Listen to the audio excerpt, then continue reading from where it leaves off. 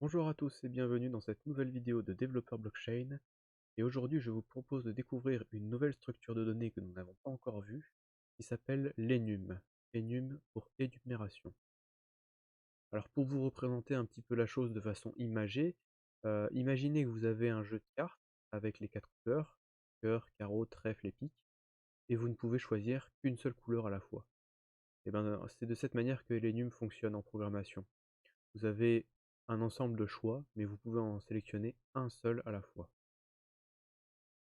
Alors plus techniquement, en fait, un enum, c'est un type que l'on retrouve en Solidity et dans d'autres langages de programmation. Il permet vraiment de définir un ensemble limité et connu de valeurs. Ces valeurs, on les appelle membres de l'énumération, et ça va aider en fait à rendre le code plus lisible et moins sujet aux erreurs. En fait, ça limite vraiment les valeurs que va prendre une variable à celles qui sont définies dans l'énumération. Mais sans plus attendre, passons dans notre smart contract pour vous faire un exemple concret. Alors, je retourne dans répertoire, et là, par exemple, on a un struct qui définit nos contacts, et on l'a défini juste avec un nom et une adresse. Alors moi, je me dis, je vais lui ajouter un type. Je veux que ce soit un contact de ma famille, soit un contact de mes amis, soit un contact professionnel. Donc, je vais ajouter un enum, du coup. Je crée un enum, et je vais dire, on va l'appeler catégorie. Catégorie contact, un peu plus parlant. Hop. Et là, bon, en premier, on va dire que c'est quelqu'un de la famille. On le sépare avec une virgule. Ensuite, on met que c'est un ami. Et en dernier, on va dire que c'est un contact pro. Et là, notre enum est déclaré. Alors l'étape suivante maintenant, c'est d'ajouter notre catégorie à contact. On va toujours en premier du coup indiquer qu'on ajoute la catégorie contact, donc notre enum, et on va l'appeler catégorie. Voilà, comme ça.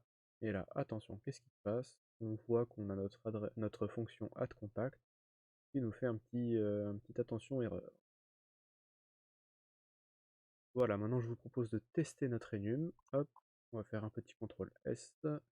On se rend dans l'interface de déploiement, je déploie bien messagerie. Hop, le contrat est déployé.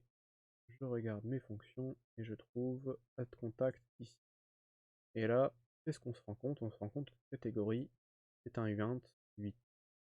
Alors qu'est-ce que ça veut dire en fait? Ça veut tout simplement dire que votre enum, quand vous l'appelez, eh ben, les index que vous allez donner, ce seront des numéros.